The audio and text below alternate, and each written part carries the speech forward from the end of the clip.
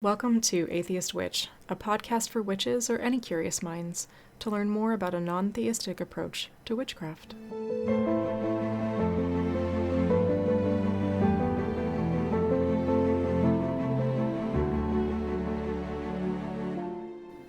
I'm sharing my journey as I find my way between actively practicing witchcraft and navigating a non-theistic viewpoint. I will never present my or others' opinion as fact, and any positions represented in this podcast will be referenced accordingly. Please keep in mind that just like yours, my practice is ever evolving, and my stance may change over the course of this podcast. I'm always happy to discuss this or answer any questions. Please reach out to me on social media or email.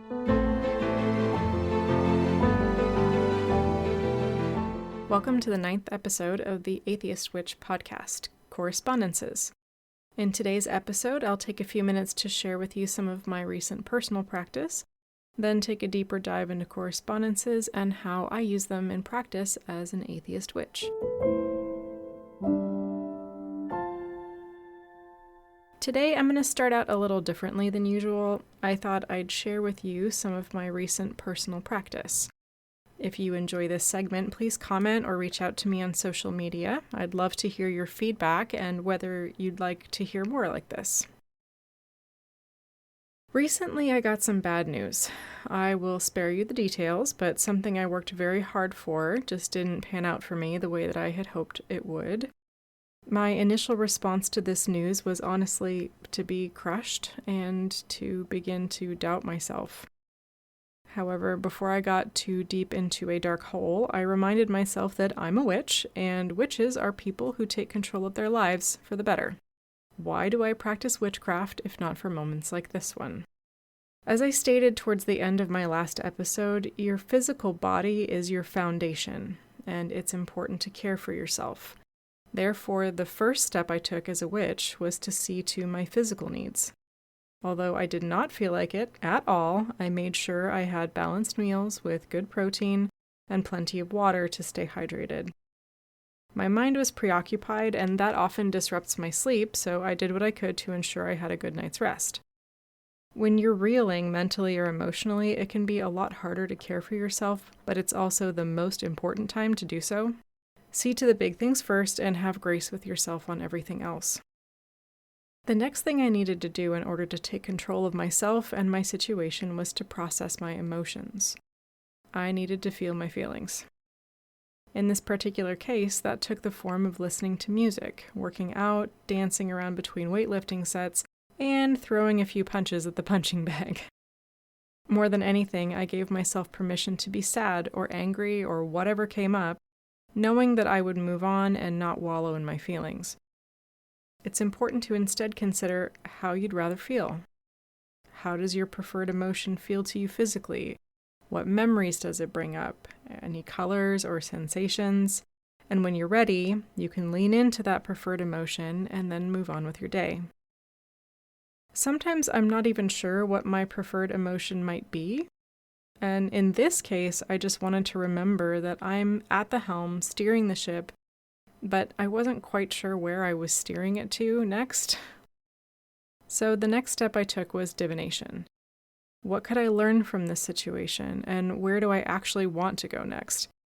A lot of divination techniques are good for bringing forth new perspectives or allowing your subconscious to come forth, but my preferred method is usually tarot.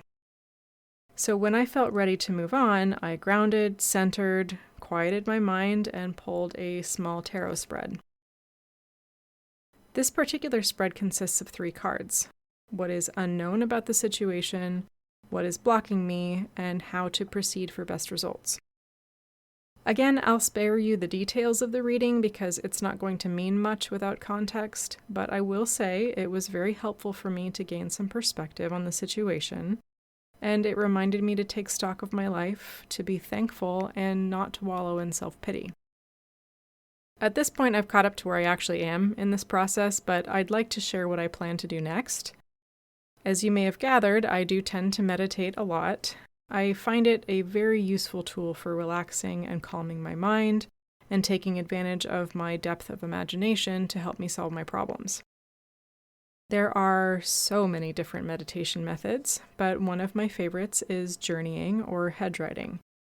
A true hedge ride involves entering a trance-like state, and to be quite honest, I don't always take the time to completely sink that far in, but by the same token, I've done this often enough that it's fairly easy for me to slip into a deep meditative state pretty quickly.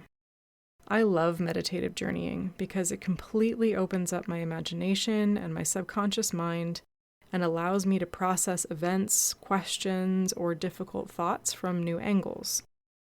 It's fascinating to see what or who might come along in my journey and then what I learn. Naturally, I do plan to spend a good amount of time meditating on my current situation, including what I gathered from the tarot cards. My hope is that it will help me consider all angles, especially angles that perhaps I haven't thought of yet. And I wouldn't be a witch with a problem if I didn't cast a spell to help me fix it, right? The last few steps of the process have been to help me see the paths before me and consider what I want to do next, so spell work is the logical next step to help me manifest my goal. It will require me to develop a crystal clear intention and focus all of my energies in that direction instead of looking backwards. I will have my goal set clearly in my mind, and then I will develop and execute a spell to help me achieve it. That was a quick snippet of how I'm using my witchcraft practice lately to handle what comes up in my own life. Remember to let me know if you enjoy content like this, and if so, I will include it more often.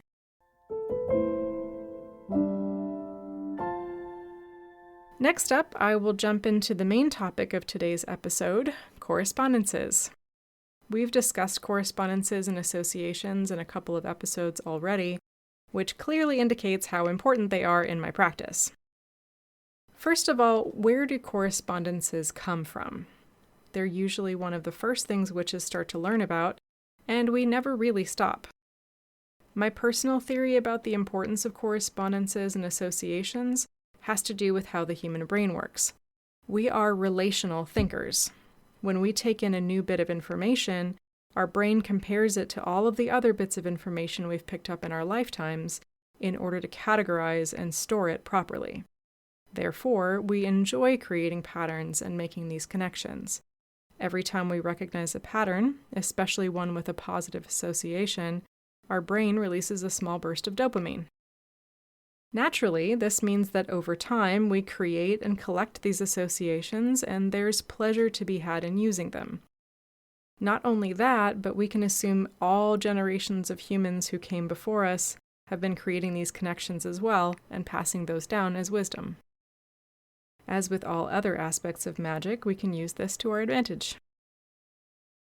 Many of the correspondences that are widely accepted and published come from cultural norms and associations developed over a long period of time. Of course, these vary widely by culture, and so it does depend where you look.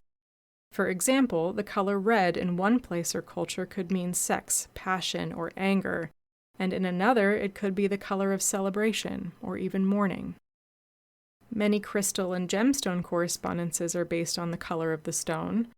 Black stones, for example, are very commonly classed as protective, and pink stones as good for love or friendship. Plant correspondences frequently align with the traditional or medicinal usage of a plant, or even its appearance.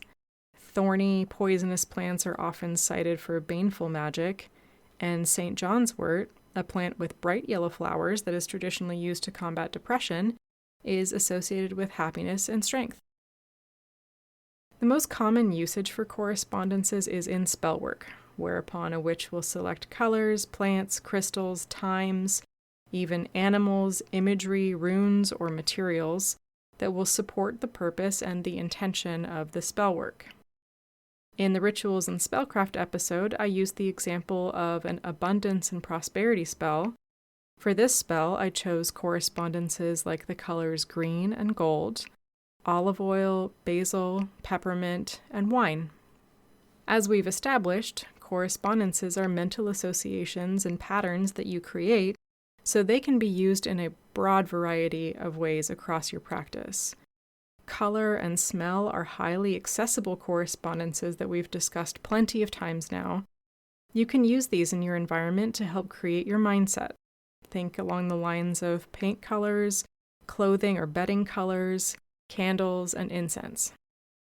Some witches even choose houseplants or plants around their property based on their magical association. Of course, correspondences are not limited to associations by intention or power. Most correspondences form a sort of web, with many objects and concepts connecting to one another. For example, let's talk about chamomile. Chamomile is a flower that has long been used medicinally to relax and sedate, so it won't surprise you to learn that it's magically associated with healing, sleep, and easing anxiety. However, this bright and sunny little flower is also thus associated with the sun, the zodiac sign of Leo, and with the element of emotion, water. So, in a working to evoke the sun or to represent a Leo, a practitioner might reach for chamomile, even if the spell has nothing to do with anxiety or healing. A great example of the interconnectedness of correspondences is when you look into the zodiac signs themselves. For example, Aries, a fire sign, is often thus associated with the color red, which then often resonates well with the root chakra, red jasper, or the planet Mars, just to give a few examples. As mentioned, these correspondences and associations do vary by culture and tradition. So the ones I'm listing here are those that are most commonly found in witchy publications. I've mentioned this a few times already in the podcast, but I highly encourage any magical practitioner to develop their own set of correspondences. The easiest example of how to do this is with colors. When you consider a specific color, what images or associations come to mind for you? How does that color feel to you? Any tastes, smells, or textures come to mind? Whatever you feel, write it down and consider how these observations relate to your intentions, your emotions, or any other aspect of your life. Then you can try using the color in relation to your spell work or another magical application and take note of the results. Over time, you'll begin to create and remember these connections, and they'll come easily to you. Obviously, you can do this with any object or concept you wish. Do you have a strong memory association with a seashell and you want to harness that in your spell work? Go for it and bring the element of water along for the ride. Really love the smell of a specific flower because it brings up a memory of love or prosperity? Well, that sounds like a correspondence to me. All that said, there is absolutely nothing wrong with pulling your correspondences from a published source. In fact, for some witches, the traditional meaning in correspondence may be profound as a link to the past and carry meaning based on that. As with anything else in witchcraft, your practice is what you make it, and only you get to decide what's right for you. Books that are frequently recommended as correspondence references are Llewellyn's Complete Book of Correspondences, Skinner's Complete Magician's Tables, A Witch's Book of Correspondences by Briggs, and The Magical Encyclopedias by Scott Cunningham.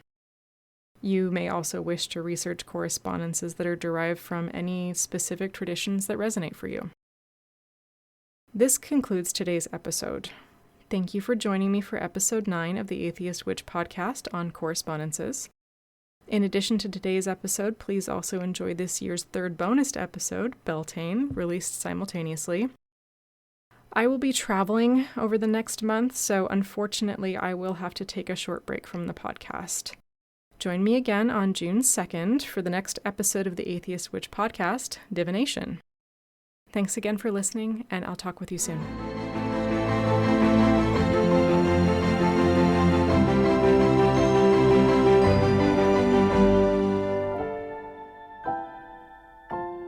The best way to support this podcast is to please like, subscribe, or leave a review. Follow or message me on Insta at anatheistwitch, or email me your comments and questions at anatheistwitch@gmail.com.